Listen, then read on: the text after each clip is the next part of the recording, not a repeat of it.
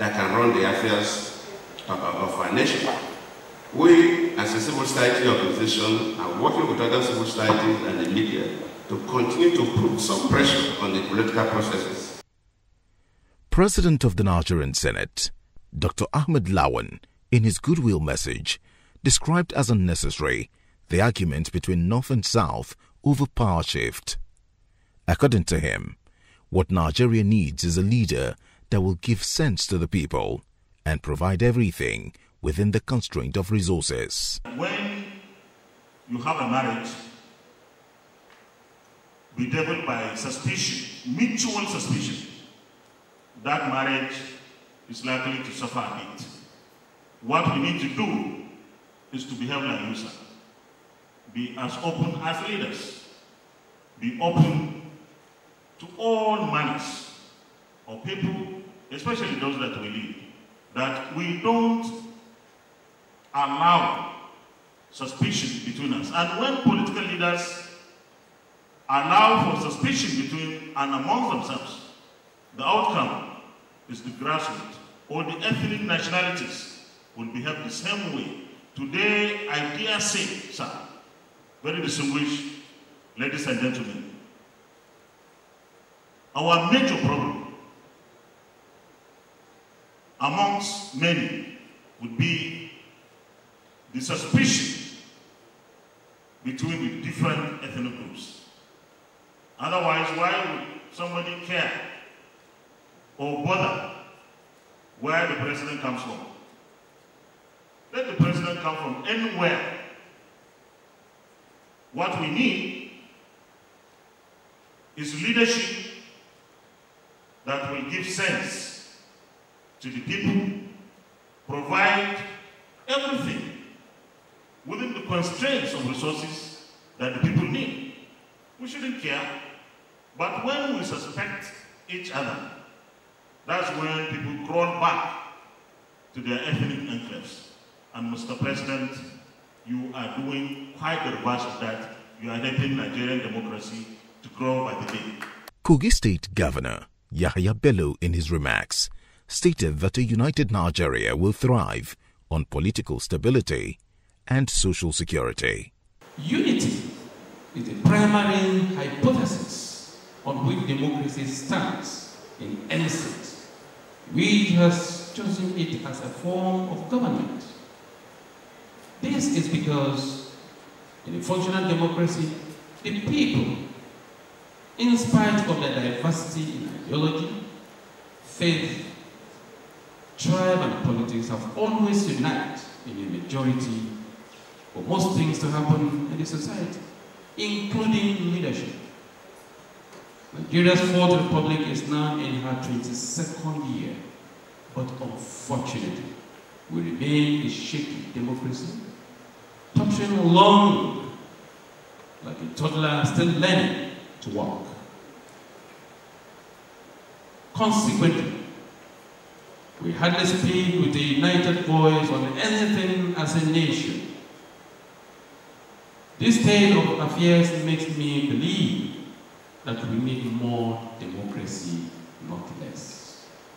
Of course, by more democracy, I mean the real essence and practice of democracy, a pure marriage of consensus which enthrones the overall public good rather than any sectional, regional, or parochial interests. With the foregoing in mind, I say that how to make Nigerian democracy work for us as a united factor rather than the divisive measure which we have turned into is the most pressing need of the season, especially as gladiators begin to take position for 2023. My concept of a united Nigeria is not one where everyone is held down by force or fear, but a nation which guarantees all citizens security, unity, and peace. It must be equitable and allow everyone to thrive on his own merits. Thrive Religion and class must not be used to discriminate against or marginalize anyone, and civics must encourage cooperation and integration as a cardinal tenet of citizenship. We have to start substituting place of residence for place of origin and finding ways to immediately and brutally punish corruption in private and public spheres. It is up to the Africans themselves to find the solution to African problems in solidarity with each other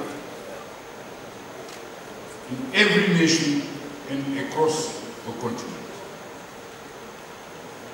Africa is in need for an urgent search of a wise, capable, dedicated leadership to lead us into the way. As Africans, can we continue to blame our woes on the colonial masters? That is where I wish to a little bit take a step out of the route the professor and the keynote speaker has followed. I believe there is sense for us to look inwards. A marriage is successful not at the instance of the reverend father who did the wedding. A marriage is successful at the instance of the couple. And so, if even the colonial masters have brought us together, which is what happened in marriage, nobody and his wife are from the same family. Sometimes they're not even from the same town. They're not from the same tribe, but here they come together and they drop what was binding them in their family and come to be united as a group. I think that is the problem we have in Africa. We have refused to leave our families where our fathers and mothers are giving directive, to see that we are now adults that are now a husband and wife, which is prescribed by the Bible to have become one. If you continue to remain a houseboy and a bomb boy in your father's house, and a boy in your mother's house, and a baby in your father's house, when you come into a marriage, the marriage does not last long. And so the wisdom we should take is that as Nigerians, as Africans, even though the colonial masters have done the mistake of bringing it all together, let us take the philosophy of a marriage, where the husband and wife forget their parents and stick together and remain together. I believe by the time we go in this trajectory, Africa will become more united, Nigeria will become more united. Democracy as a word cannot stand on its own. The operators of the institutions that facilitate the practice of democracy must be strengthened, must be deepened, must be given an opportunity to ventilate if we want to see the kind of progressive growth that we desire on the continent of Africa. What is the interconnection between a national identity and citizenship? Do they go together, or can there be one without the other? The notion of identity, the notion of citizenship, they all cohere together in the sense of a strong tie between citizens and the state. And what we have seen in Africa, and that's the problem, is that if you don't have a strong sense of identity, national identity, you will maybe not have a strong sense of citizenship. And what is this sense of identity and sense of national identity and citizenship? Is the idea that there's essentially the former president talked about the polio, the idea of people belonging to a common entity, whether in a state form, ethnic form, or universal form. But once that notion of citizenship is structured, in the case of Nigeria and African states, in illegitimate and ineffective states. Illegitimate because of a moral sense that those states do not embody the aspiration and do not command the loyalty of the people. Ineffective in the sense that those states are not capable of supplying important social economic goods. So what happens therefore is that the sense of citizenship and sense of identity and oneness begin to erode. So the erosion happens simultaneously. It is so because ultimately citizenship is a sense of tie. It's both ethical, moral, and legal. So the legal construct is constitutional. Diversity is part of human nature. There are very many countries and examples across the globe who have the same level of diversity as we do have, but have been able to make significant economic and developmental progress. So for us, we cannot continue to use diversity as an excuse for our development.